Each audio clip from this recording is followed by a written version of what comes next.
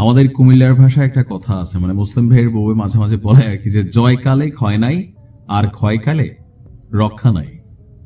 অনেকটা কঠিন একটা বাটে পড়ে গেছে এনসিপি।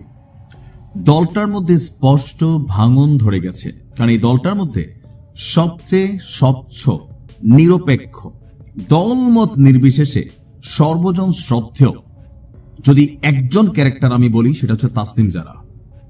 কারণ তার যেই লাইফস্টাইল ছিল, সেইখান থেকে তিনি এই দেশে রাজনীতি করতে চাচ্ছেন, এই দেশকে বদলাতে চাচ্ছেন। এমনকি তার প্রতি আপনি দেখবেন যে হাতে গোনা দুই একজন ছাড়া, শেষরা ক্যারেক্টার ছাড়া, তাসনিম জারাকে নিয়ে আসলে নেগেটিভ কথাবার্তা বলার মতন মানুষ নেই পুরো এনসিপির মধ্যে। হালকা যদি আমরা ধরি একজন ফেরেশতা, এটা তাসনিম জারা। সেই তাসনিম জারা যখন পদত্যাগ করছে, বুঝতে হবে এনসিপির ভেতরে কি ঘটছে। এখানে মূল বিষয়টা হচ্ছে জামাত এবং এনসিপির একত্রীকরণ হওয়া, মানুষের মুখে মুখে থাকা যে এনসিপি জামাতের বি টিম, এবং এই অভ্যুত্থানে জামাত এনসিপি কে ব্যবহার করছে, এনসিপি কে তৈরি করছে। এই যে পারসেপশন গুলো, এনসিপি নিজেদের রাজনীতি করে না, তারা জামাতের রাজনীতির মাটি তৈরি করতেছে, এই যে বক্তব্যগুলো এতদিন যারা দিয়ে আসতেছিল, এটাই শতভাগ প্রমাণিত হতে যাচ্ছে। আবার এনসিপি তে কানেক্টেড লাইক তাসনিম জারা সহ আরো অনেকে আছেন যারা মনে করেন যে এনসিপি নিজস্ব একটা স্বকীয়তা আছে, বৈশিষ্ট্য আছে, ক্ষমতায় এখনই যাইতে হবে জরুরি না, আমরা রাজনীতি করতে থাকি, মানুষ আমাদের গ্রহণ করবে, আমরা নতুনত্ব কিছু চাই, বড় কোনো দলের সাথে কানেক্ট হলে ছোট দলগুলো বিলুপ্ত হয়ে যায়, সো বিলুপ্ত হতে চায় না। এই মতাদর্শে থাকা যে সকল এনসিপির নেতারা আছেন, গতকালকে তাসনিম জারার পদত্যাগকে কেন্দ্র করে পাল্টাপাল্টি অবস্থান তৈরি হয়েছে। এমনকি জামাতের সাথে জোট না বাঁধতে এনসিপির শীর্ষ 30 জন নেতা, তাদের কমিটির, তারা কিন্তু পাল্টাপাল্টি বক্তব্য দিচ্ছেন। অনেকে জামাতের সাথে যেতে চাচ্ছেন, যারা মোটামুটি ডাইরেক্ট ক্ষমতায় যাইতে চায়, সিট পেতে চায়, এমপি হতে চায়, ধান্দা করতে চায়, কারণ জামাত ছাড়া তাদের গতিও নাই, বিএনপি তাদের কেন নিবে না, সো তারা জামাতের সাথে যাওয়ার জন্য পাগলামি করতেছে। আর যারা আসলে এখানে স্বতন্ত্র রাজনীতি, জুলাই অভ্যুত্থানের চেতনাকে ধারণ করেন, রাজনৈতিক ধান্দার চিন্তা নাই, পজিটিভ একটা রাজনৈতিক দল চান, তারা কিন্তু এই মুহূর্তে চাচ্ছে আমরা সিট পাই না পাই, আমরা একা নির্বাচন করব, মানুষের কাছে দেওয়া যে কমিটমেন্ট, ভালোবাসা, শ্রদ্ধা, সেইটা আমরা মানে কি বলে যে কন্টিনিউ করব। তো সেই জায়গা থেকে এখানে কনফ্লিক্ট। এখন তাসনিম জারার পদত্যাগের পরপরই ইতিমধ্যেই পদত্যাগ করেছেন সংগঠনটির সিনিয়র যুগ্ম সদস্য সচিব তাসনিম জারা। দলটির আরো কয়েকজন শীর্ষ এবং মাঝারি সারির নেতাও পদত্যাগ করার প্রস্তুতি নিচ্ছে, অর্থাৎ এনসিপি কার্যত ভেঙে গেছে।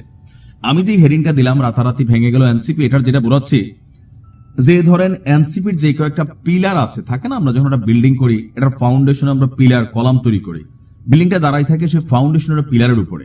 তো এনসিপির যদি গুরুত্বপূর্ণ 4টা পিলার ধরেন, এর মধ্যে একটা অন্যতম পিলার হচ্ছে তাসনিম জারা।